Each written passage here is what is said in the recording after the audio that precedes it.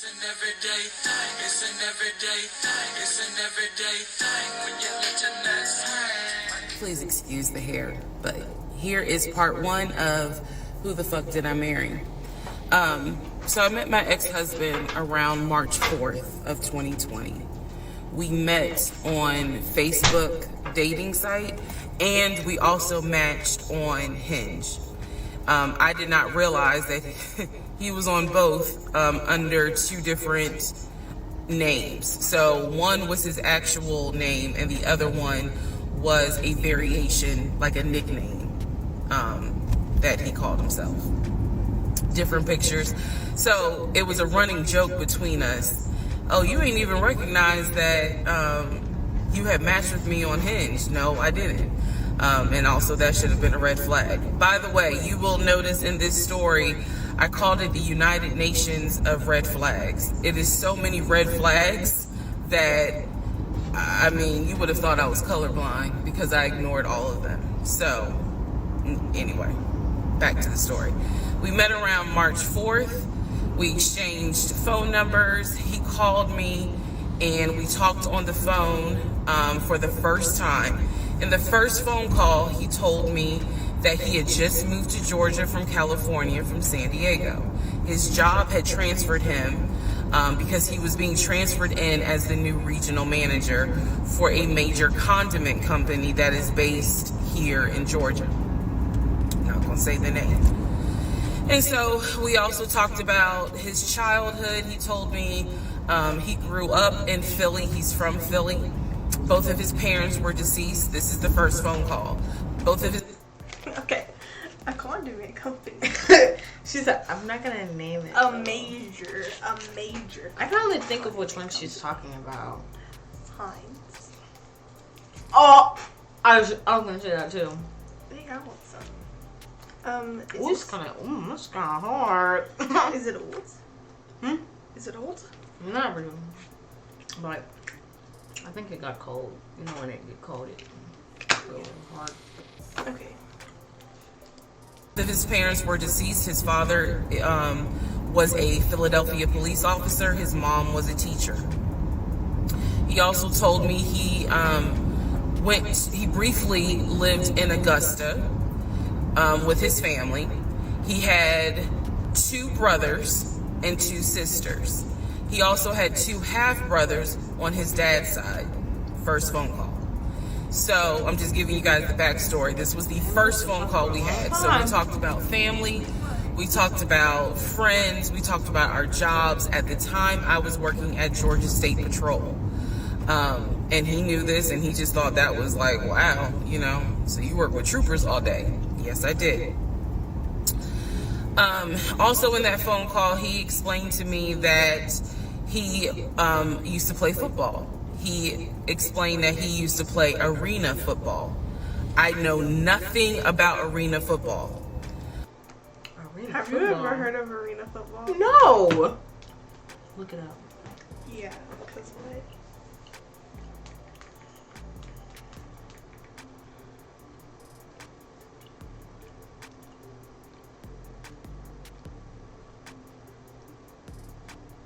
Okay, the Arena Football League can refer to one of 3 successive professional indoor American football leagues in the United States. The first of these was founded in 1986. It played its first official games in the 1987 season, running for 22 consecutive seasons until going bankrupt following the 2008 season. So... Did they close in 2008? Like, it had to have been, like, before... So, he had to have been... Wait. How old is he? Because he had to have done it before 2008. And if they're as old as... She doesn't look that old. Like, look at her. She doesn't. She seems, maybe she's like 30? 35? Yeah, that's what I was 30 gonna to say. 35, I would say. I was born in 2008. So I would say, like, maybe like 30. My mom, well, she had to have been when like, she had me, she was 20.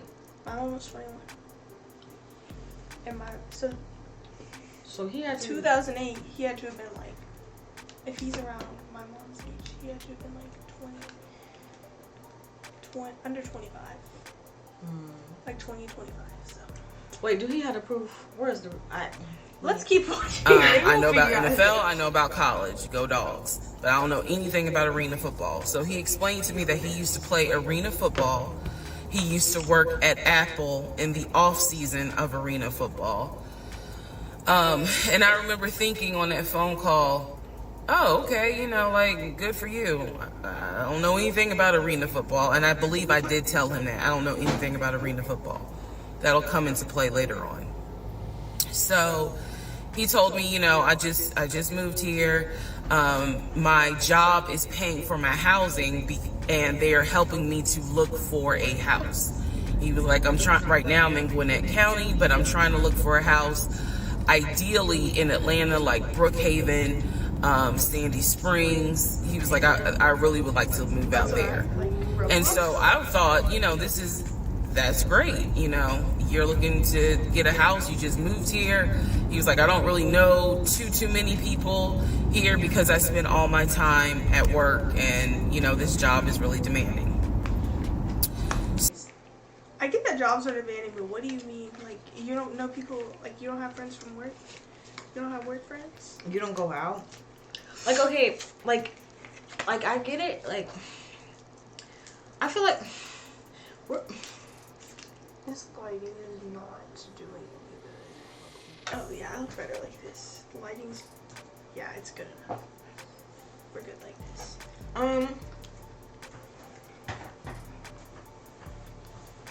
Okay, play. So that was our first phone call. We talked more. He talked a lot, which took me by surprise because I'm not really used to men talking more than me. He eventually asked me out on a date. Our first date was set for Saturday, March 7th, 2020. He asked me what was my favorite restaurant. I said Cheesecake Factory.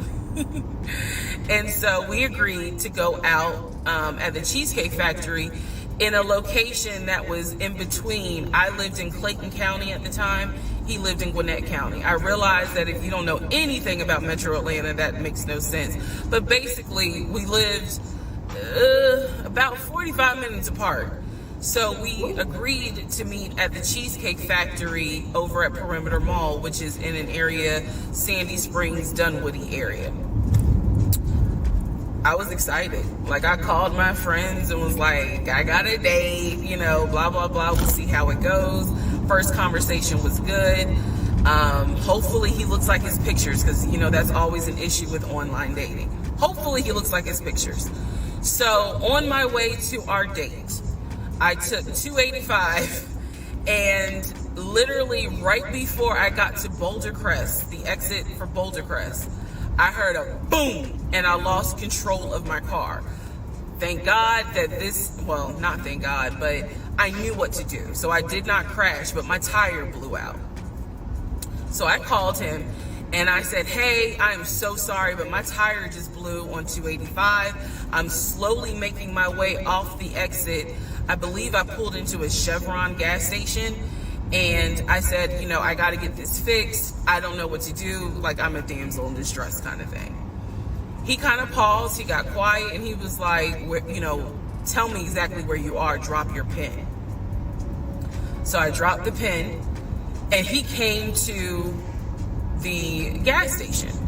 Came to the gas station, got out the car, and I was so relieved that he actually looked like his pictures that I was like, oh my God, he's actually attractive, because he's like 6'4", 6'5". Oh, also, man, I apologize. So let me go back to the first conversation. Let me add something. He did tell me in the first phone call that he was divorced, and that his ex-wife, she had 2 children, a boy and a girl, who were teenagers, young adults. I think the girl was about 20. And he said that he had a very close relationship with his stepkids, but that he and his ex-wife had divorced because she cheated on him out in California. And so coming to Georgia was a new beginning for him. She was still out in California. The kids were still out in California. And so you know, he was like, there's no, I can't stand her, but I still want to be in the kids' lives. I have to put that in there because That does not sound like a red flag, that part. That is a green flag, honestly. Because, like, if you are so close to all those kids, like, and you're just leaving them, no. What? That's weird. Like, Do you think it's weird? No, like, if you just left. Like, if you never spoke to the kids again, like, after, like...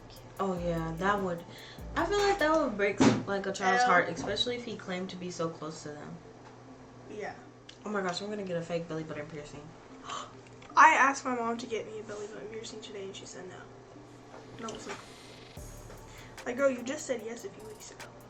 And now I got the money for it, and you want to say no. that will come back later.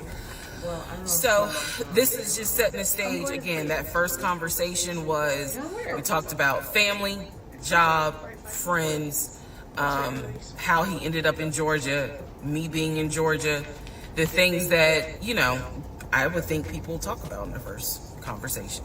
All right, now back to the tire blew out. So he shows up to the gas station. He changes my tire, which I just thought was the sexiest thing in the world. And then he proceeds to say, hey, I found a tire place around the corner. You need to get another tire. Like, you can't drive on this donut. So he followed me to the tire place, and then helped me get a tire, paid for it. Ooh. So I was definitely Green flag. Paid for it, she said. Green Paid flag. for it.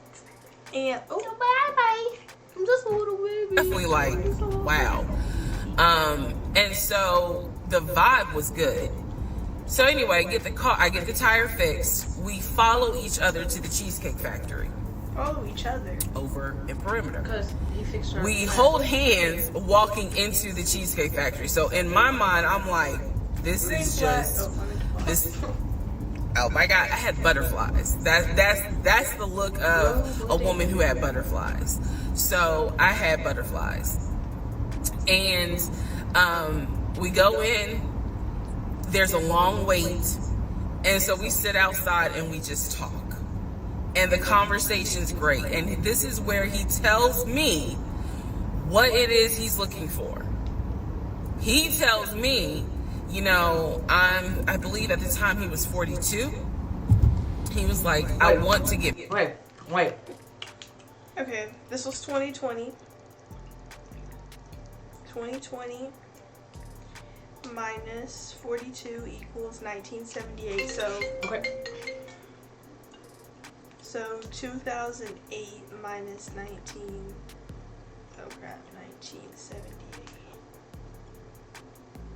Did I do minus? Okay, wait. No.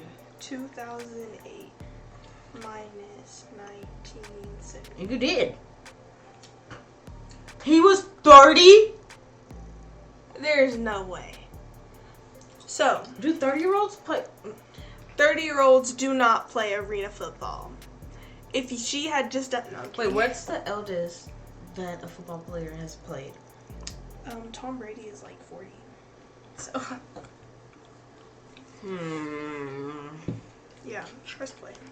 Get married, and it'd be for real. He's like, my parents were married 40 plus years before my mom passed away, and I want that. I want marriage, family, a house. Like, that is what I want. He's like, I'm as a man, I'm ready to get married, but I want it to be for real, because the first time, you know, it really hurt me when she cheated on me. So he's telling me everything that I wanted to hear. And so he was like, what is it that you want? And I said pretty much the same thing. I was like, I'm ready to get married, definitely want to have a family, and I want to marry my best friend. So we both put on the table that we wanted marriage. And this is the end of part 1. Okay. So, how do you feel about that part? That was long. It was so long. I feel like, so far, like, there's a lot of green flags. Yeah. Like if this, like, well, I mean, I'm very like skeptical, so I probably would have noticed a few things, but I don't know. I wouldn't be able to believe everything he said. yeah, I'd still be a little bit like. Like you did. Okay, so. Have you seen that video of Ariana Grande's boyfriend where he's like? No. He's like in the middle of talking into a microphone. Sorry. Shall we go to part 2? Part de dos. Skip 2. Go to 3. Alright, part 3.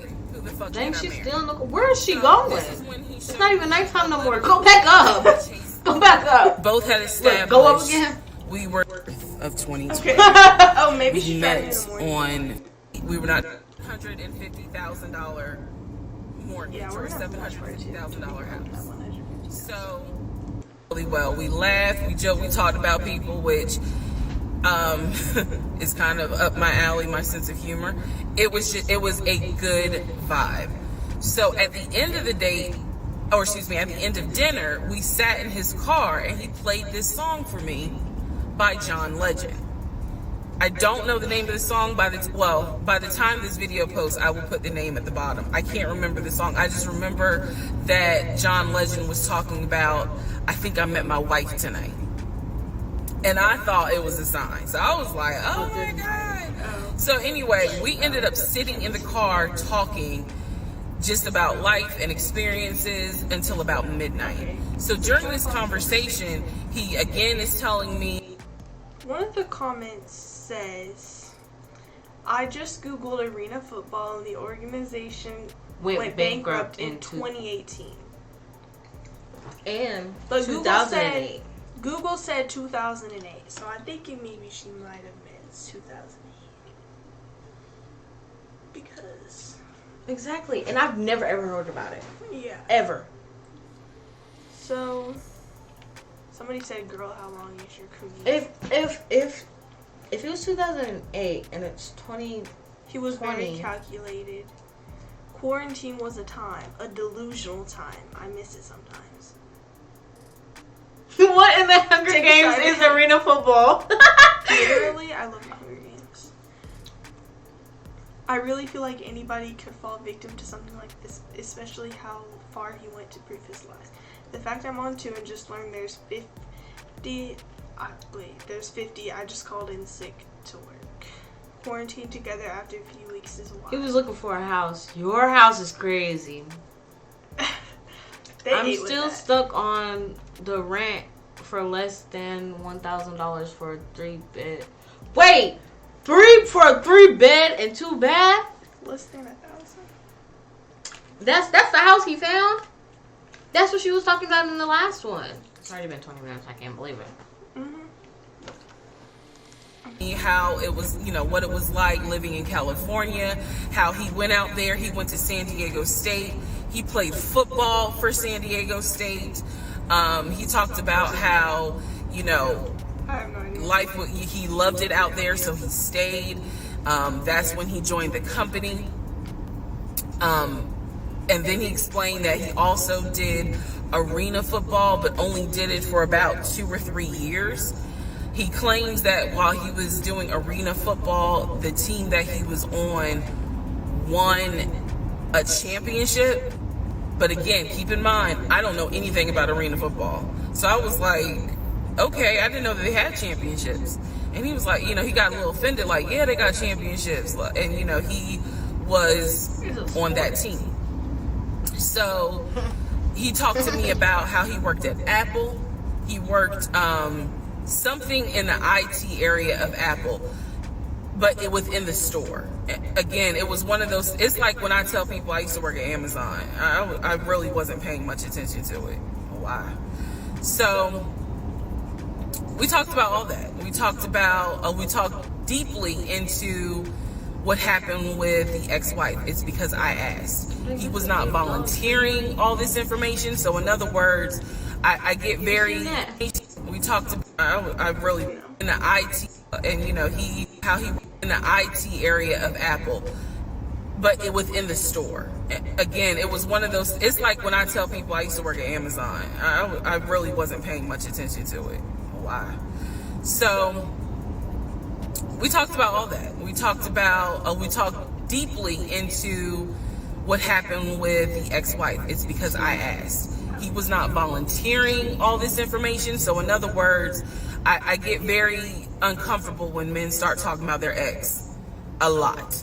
That's not what happened. I was asking questions because I was really trying to figure out, okay, is this are you ready for a relationship, or are you still missing her? So maybe like. So we talked about that. We talked about my exes. That was a mistake I made because I talked about how I dated at one point in time somebody I worked with. That will come back later. And he seemed real cool about it. He was like, that was before me and blah, blah, blah. So the conversation was good. Midnight comes and I go home. Yes, I went home. We ended up talking. Mind you, our first date was March 7th. And within about 2.5 weeks, Brian Kemp, our governor, shut Georgia down. We were going to be on lockdown. So during those 2.5 weeks, we talked every day. We went out again at Red Lobster. So they were eating good. I remember Red Lobster. Somebody was. But everything was going great. The issue was, where are we going to quarantine? So the question was, are we going to quarantine at his place, which he had like a studio? They just skipped a few chapters. Y'all just decided, wait a minute, what is the a couple time weeks, frame? and they're already trying to figure out where they're trying to quarantine. Together. They might as well any mind mow it because. Or maybe they could have just stayed at home. True. Adults. Type of situation. Like, it clearly, where he was staying, I was like, it's like a studio apartment, but he kept telling me, like, this is temporary because I'm looking for a house. Like, he showed me the email from a woman who worked at the company where she was out on maternity leave, but she was putting him in contact with a realtor to help him find a townhome or a single family house. So I was just like, okay, this is definitely temporary. Like, he's not trying to stay here long term. So maybe he like faked it. That's what I'm thinking, because she was like, yeah, because like,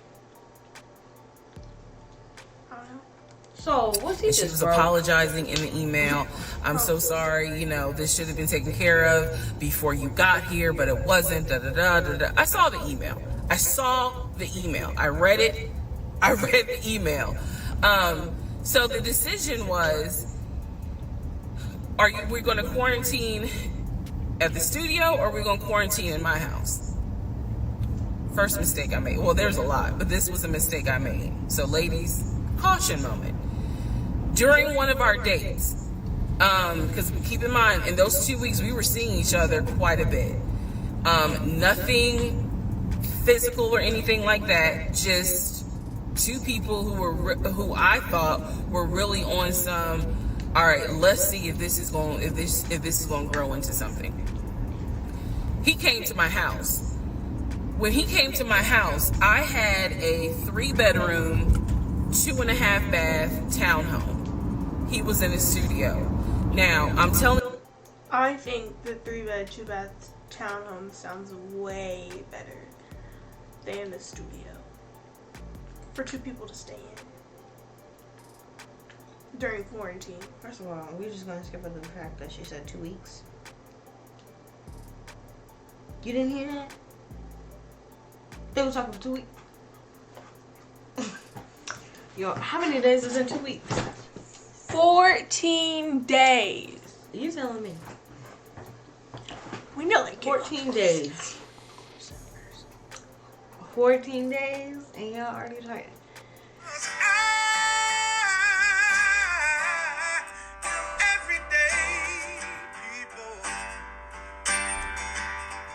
Day and night.